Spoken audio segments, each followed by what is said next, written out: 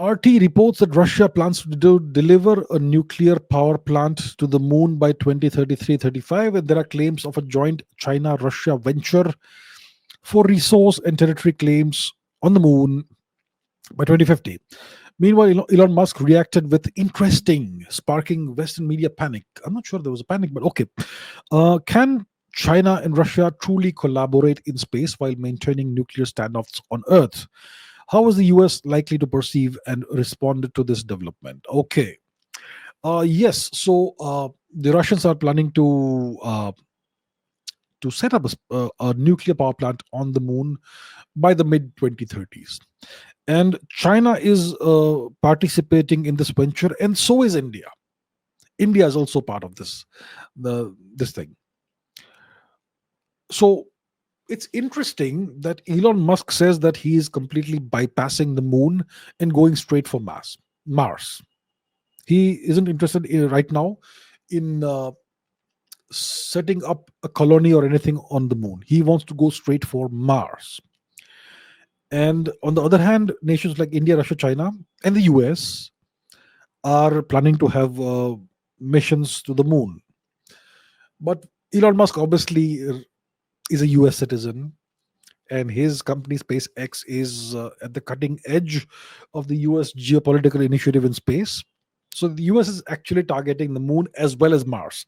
Through Elon Musk, they're targeting Mars, and through NASA, they'll be targeting the moon. But when it comes to India, Russia, China, we are taking baby steps. India has last year or something, we succeeded in touching down softly on the moon, Chandrayaan 3, right? The Chinese have perfected that technology over the past decade and a half. The Chang'e expeditions, they've even done sample return missions. So the Chinese are ahead of Russia and India. Russia was trying to land on the moon before Chandrayaan 3, but their lander sadly, very unfortunately, crashed. So it didn't succeed. So India and China have the ability to land on the moon successfully, softly, not a hard landing, not a crash landing, but a controlled landing. And Russia has, and all three are nuclear powers, and we all have nuclear technology. So it makes sense for us to collaborate. The Russians know how to miniaturize nuclear reactors. The Chinese also know that. India, we are working on that. So it makes sense for the three nations to collaborate. It's not a place where we are competing.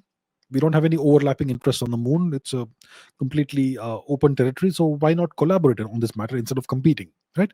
So India, China, Russia, it's a kind of joint venture that we will be working on, hopefully. So why a nuclear reactor? It's not about nuclear weapons. It's about power. It's about power generation. You go to the moon. How do you have enough power to sustain life? Right, you need to power your batteries, you need to power your oxygen generators and purifiers, air purifiers. You need to have heat on the moon. The moon is and you need to have cold when required, because the moon is an extreme environment, very high temperatures and low temperatures depending on whether it's day or night. So and if you want to have humans on the moon, you need to be able to do this. So you need a good, steady, reliable source of power, and you can depend on solar panels. But 14 days, there's no sunlight. So then you will need batteries. So why not put a nuclear power plant there and take care of everything? And there's enough water on the moon to be part of the power plant. So it makes sense to have a nuclear power plant on the moon. So that's why the three nations are collaborating. The US will be watching this with a great amount of interest and maybe some amount of concern, because the US wants to be on top when it comes to every single matter. So because it makes sense for them to do that. They are the sole superpower, and they want to retain their hegemony in all matters. So they'll be watching this with a lot of interest and some amount of concern.